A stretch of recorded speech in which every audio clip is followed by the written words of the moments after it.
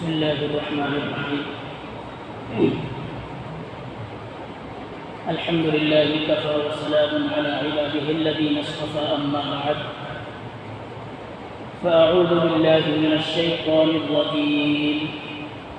بسم الله الرحمن الرحيم. قل هو الله أحد الله الصمد لم يلد ولم يولد ولم يكن له كفوا أحد. صدق الله العظيم.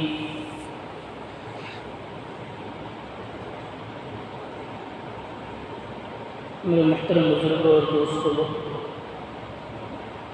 یہ سورہ اخلاص ہے جو صرف 4 آیتوں پر مشتمل ہے۔ راجح قول کے مطابق یہ سورت مکۃ المکرمہ میں نازل ہوئی۔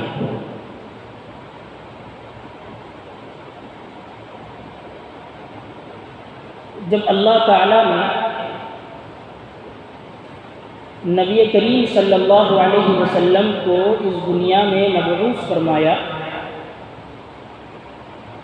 تو اس وقت پورے عرب بلکہ پوری دنیا میں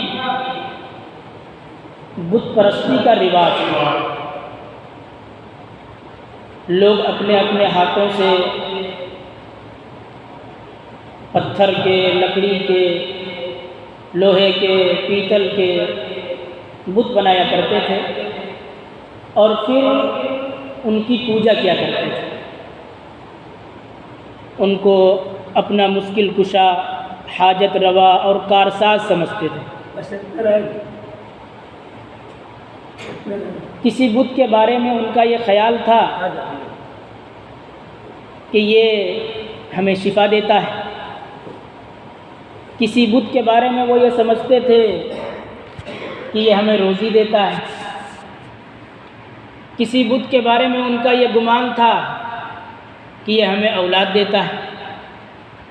غرض یہ کہ بہت سے من گھڑت معبود انہوں نے بنا رکھے تھے۔ جب نبی کریم صلی اللہ علیہ وسلم نے اللہ رب العزت کے حکم سے توحید کی دعوت کا آغاز فرمایا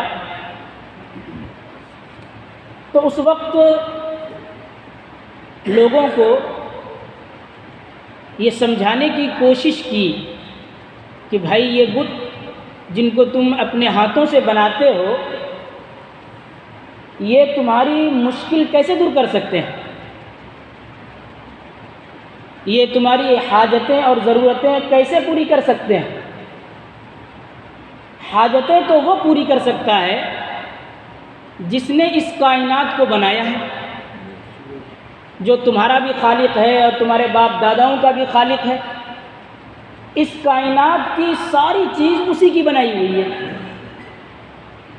لہذا تم بھی اسی ایک اللہ کی عبادت کرو، اسی کی اطاعت اور فرما برداری کرو۔ جب توحید کی یہ دعوت نبی کریم علیہ السلام نے مکے والوں کے سامنے پیش فرمائی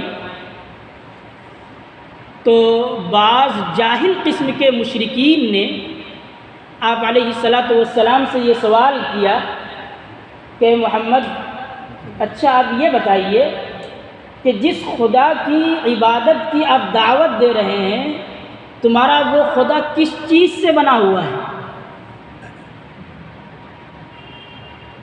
سونے کا بنا ہوا ہے یا چاندی کا بنا ہے، لوہے کا بنا ہے یا پیتل کا بنا ہے یا لکڑی کا بنا ہے؟ کس چیز سے بنا ہوا ہے؟ بعض جاہل نے تو یہ سوال کیا، اور بعض روایت میں آتا ہے کہ بعض جاہلوں نے نبی کریم علیہ السلام سے یہ سوال کیا کہ آپ اپنے خدا کا نسب نامہ بیان کیجئے، نسب بیان کیجئے۔ دنیا میں جب ہم کسی کا تعارف اور پہچان کراتے ہیں تو اس سے پوچھتے ہیں کہ بھائی تمہارا نام کیا ہے،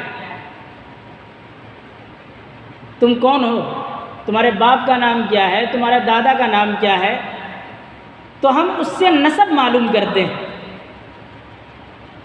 تو ان جاہل مشرکین نے آپ علیہ الصلاۃ والسلام سے سوال کیا کہ آپ کے رب کا نسب کیا ہے، اس کا باپ کون ہے، اس کا دادا کون ہے، اس طرح کے فضول سوالات کیے۔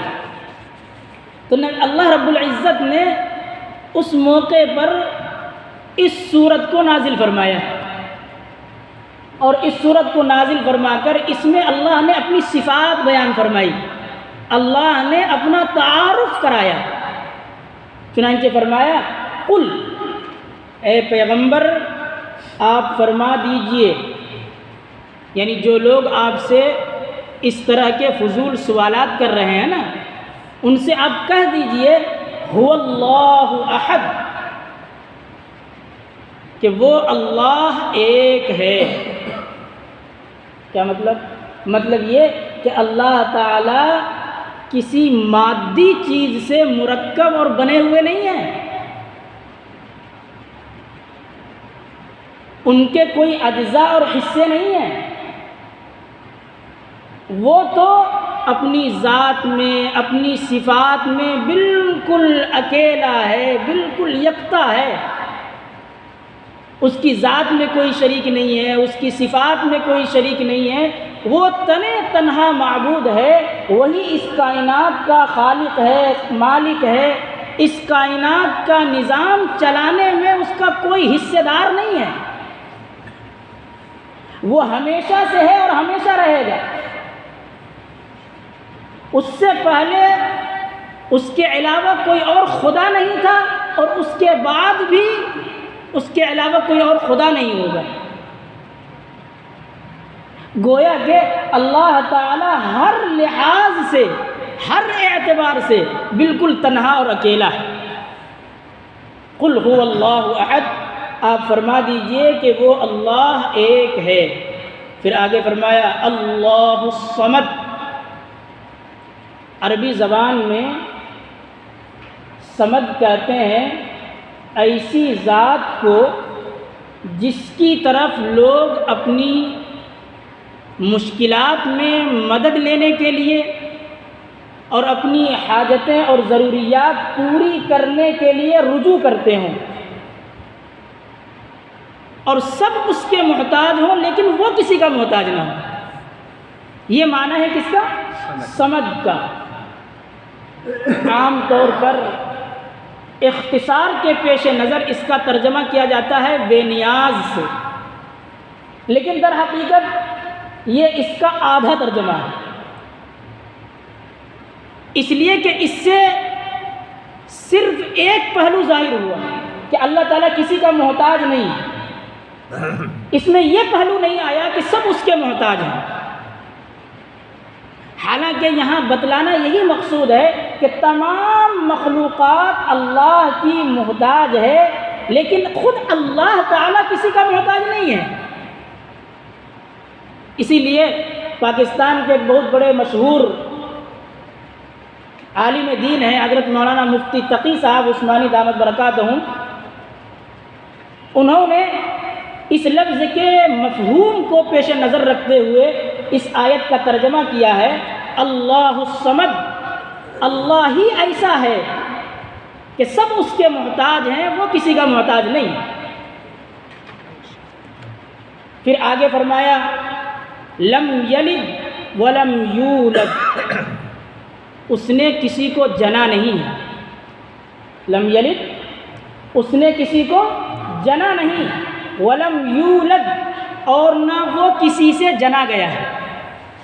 کیا مطلب یہ ہے کہ اللہ رب العزت کی کوئی اولاد نہیں ہے، اللہ رب العزت کا کوئی بیٹا نہیں ہے، اور نہ ہی اللہ رب العزت کسی کی اولاد ہے، اللہ رب العزت کا کوئی باپ بھی نہیں ہے۔ کیوں؟ اس لیے کہ اگر یہ کہا جائے کہ اللہ رب العزت کی بھی اولاد ہے تو اولاد باپ کا جز ہوتی ہے. آپ سمجھ رہے ہیں بھئی اولاد باپ ہی سے نکلتی ہے نا. تو اگر یہ کہا جائے کہ اللہ رب العزت کی بھی اولاد ہے، اللہ رب العزت کا بھی کوئی بیٹا ہے، تو اس کا مطلب یہ ہوا کہ اللہ تعالیٰ کا جز ہے. حالانکہ جب یہ کہہ دیا گیا کہ اللہ تعالیٰ کا کوئی جز ہے ہی نہیں، وہ تو ہر جز سے بے نیاز ہے، تو پھر اللہ رب العزت کی اولاد کیسے ہوگی؟ اس لیے اللہ نے فرمایا لم یلد، اس نے کسی کو جنا نہیں، اس کی کوئی اولاد نہیں، اس کا کوئی بیٹا نہیں ہے. اسی طرح اگر یہ کہا جائے کہ اللہ تعالیٰ کسی باپ سے پیدا ہوئے ہیں، اللہ تعالیٰ کسی باپ سے پیدا ہوئے ہیں، یعنی اللہ تعالیٰ کا بھی کوئی باپ ہے، تو بیٹا اپنے وجود میں اپنے باپ کا محتاج ہوتا ہے. آپ سمجھ رہے؟ بیٹا اپنے وجود میں باپ کا محتاج ہوتا ہے، تو اس کا مطلب یہ ہوا کہ اللہ تعالیٰ اپنے وجود میں باپ کا محتاج ہے. حالانکہ فرمایا گیا اللہ الصمد، اللہ تعالیٰ کسی کا محتاج نہیں ہے، سب اس کے محتاج ہیں لیکن وہ خود کسی کا محتاج نہیں ہے. اس سے یہ معلوم یہ ہوا کہ اللہ تعالیٰ کسی کی اولاد نہیں ہے، اللہ تعالیٰ کا کوئی باپ نہیں ہے. اس لیے فرمایا وَلَمْ يُولَدْ، اللہ رب العزت کسی سے جنا نہیں گیا، اس کا کوئی باپ نہیں. پھر آگے فرمایا وَلَمْ يَكُنْ لَهُ كُفُوًا أَحَدٌ، اور اس کے برابر کا کوئی نہیں ہے. وَلَمْ يَكُنْ لَهُ كُفُوًا أَحَدٌ، اس کے برابر کا کوئی نہیں ہے، اس کا کوئی ہمسر نہیں ہے، اس کے جوڑ کا کوئی نہیں ہے. کفو کہتے ہیں دو آدمیوں کا کمالات میں اور اوصاف میں ایک دوسرے کے برابر ہونا، اس کو کہتے ہیں کفو. ظاہر سی بات ہے کہ دنیا میں کوئی بھی ایسا نہیں ہے جو کمالات میں، خوبیوں میں، صفات میں یا کسی بھی معاملے میں اللہ رب العزت کی برابری کا دعویٰ کر سکے. وہ تو ہر اعتبار سے بالکل یکتا ہے، اس کا کوئی مثل نہیں ہے، کوئی اس کی مشابہت اور مشاکلت نہیں رکھتا ہے. اس چھوٹی سی 4 آیت والی صورت میں در حقیقت اللہ رب العزت کی توحید کو انتہائی جامع اور ایسی وضاحت کے ساتھ بیان کیا گیا ہے کہ مشرکانہ افکار کی تمام بنیادیں اور تمام جڑیں کٹ گئی ہیں. دنیا میں بہت سی قومیں ایسی ہیں جو خدا کو ایک مانتی لیکن وہ دوسرے اعتبار سے، دوسری جہت سے شرک میں مبتلا ہو جاتی. اللہ رب العزت نے شرک کی تمام صورتوں کی اس صورت میں نفی کر دی. حضرت شاہ عبدالعزیز محدث دہلوی رحمۃ اللہ علیہ نے تفسیر عزیزی میں بڑی وضاحت کے ساتھ اس کو بیان کیا ہے، جس کا خلاصہ یہ ہے کہ شرک کبھی تعداد میں کیا جاتا ہے. شرک کبھی تعداد میں کیا جاتا ہے. کیا مطلب؟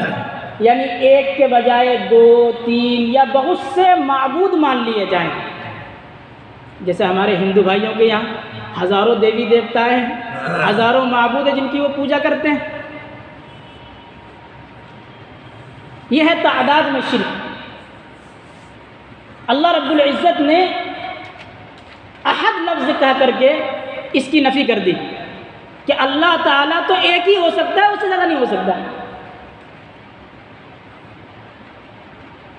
اور کبھی منصب اور مرتبے میں شرک کیا جاتا ہے. کبھی منصب اور مرتبے میں شرک کیا جاتا ہے. جیسے کسی کو روزی کا دیوتا، کسی کو علم کی دیوی، کسی کو زندگی اور موت کا مالک سمجھ لیا جائے، یعنی جو اللہ رب العزت کی خصوصی صفات ہیں ان میں دوسروں کو شریک ٹھہرا لیا جائے، تو یہ منصب اور مرتبے میں شرک ہے۔ اللہ نے فرمایا دوسری آیت میں الصمد، یہ لفظ کہہ کر کے اللہ رب العزت نے اس کی تردید کر دی، اس کی نفی کر دی کہ اللہ رب العزت کو اپنا کام انجام دینے میں کسی شریک کی ضرورت نہیں ہے، کسی معین اور مددگار کی ضرورت نہیں ہے، وہ تو بالکل بے نیاز ہے، وہ خود ہی کام کرنے کے لیے کافی ہے۔ اسی طرح جو لوگ یہ کہتے تھے، جن لوگوں نے نبی کریم علیہ الصلاۃ والسلام سے یہ سوال کیا تھا کہ آپ کا رب کس چیز سے بنا ہے، لوہے کا بنا ہوا ہے یا پیتل کا بنا ہوا، کس چیز سے بنا ہے، لفظ سمجھ سے اس کا جواب ہو گیا کہ اللہ تعالیٰ سونے اور چاندی یا کسی اور مادے سے بنے ہوئے نہیں ہیں۔ کیوں؟ اس لیے کہ اللہ صمد ہے، وہ کسی کا محتاج نہیں ہے، سب اس کے محتاج ہیں۔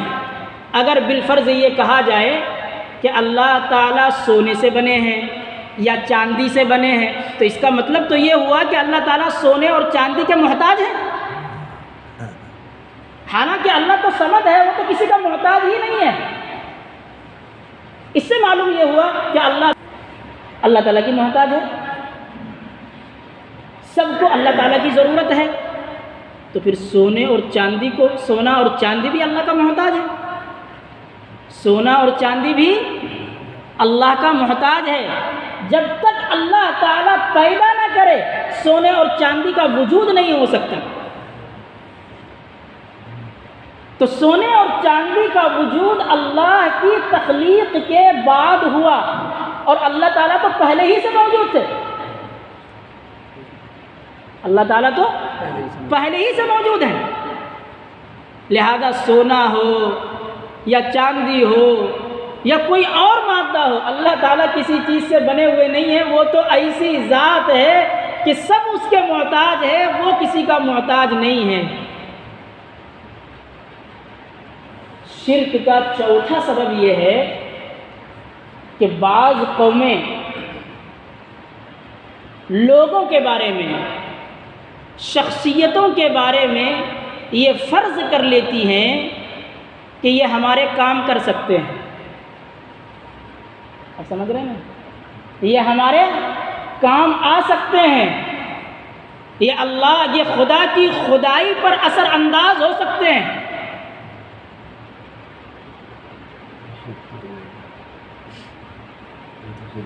اللہ رب العزت نے وَلَمْ يَكُنْ لَهُ كُفُوًا أَحَدٌ فرما کر کے اس کی بھی تردید کر دی کہ اللہ تعالیٰ کے برابر تو کوئی ہے ہی نہیں، اللہ تعالیٰ کے جوڑ کا تو کوئی ہے ہی نہیں، اللہ تعالیٰ کا کوئی ہمسر ہے ہی نہیں، تو اللہ پر اثر انداز کون ہو سکتا ہے؟ شرک کا ایک سبب یہ بھی ہے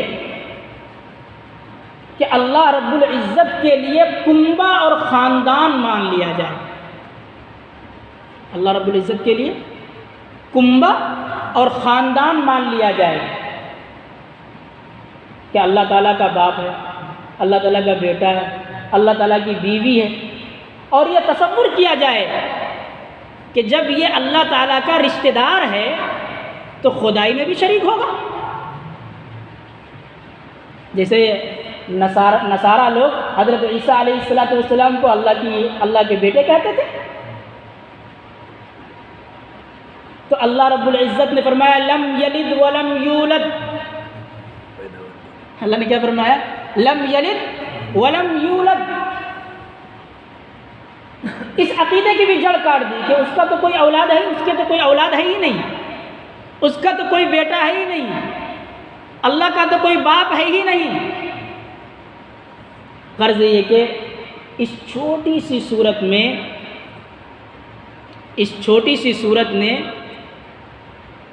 شرک کی تمام صورتوں کو باطل قرار دے کر خالص توحید کو ثابت کیا ہے اسی لیے اس کو سورہ اخلاص کہا جاتا ہے۔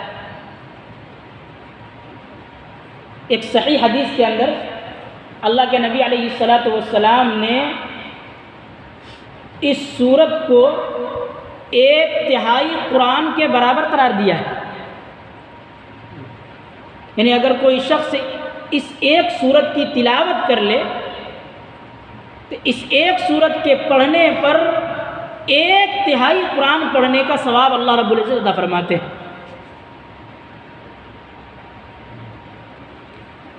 اسی طرح حضرت سعید ابن المسیب رحمۃ اللہ علیہ سے روایت ہے، وہ فرماتے ہیں کہ نبی کریم علیہ الصلاۃ والسلام نے فرمایا کہ جو شخص 10 مرتبہ اس سورت کو پڑھے گا اللہ رب العزت جنت میں اس کے لیے ایک محل بنائیں گے،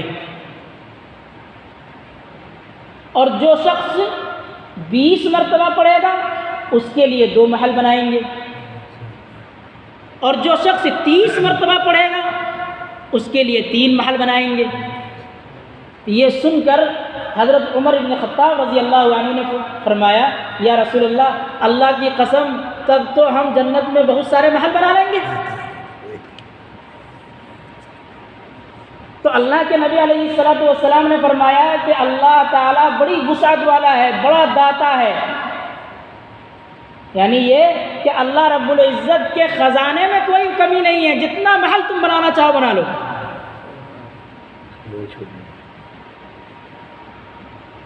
ایک روایت میں آتا ہے کہ ایک شخص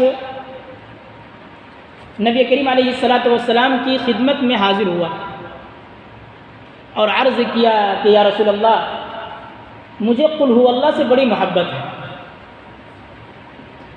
مجھے قل هو اللہ سے بڑی محبت ہے۔ تو اللہ کے نبی علیہ الصلاۃ والسلام نے فرمایا کہ اس سورت سے جو تیری محبت ہے، اس سورت سے تیری جو محبت ہے یہ محبت تجھے جنت میں داخل کر دے گی۔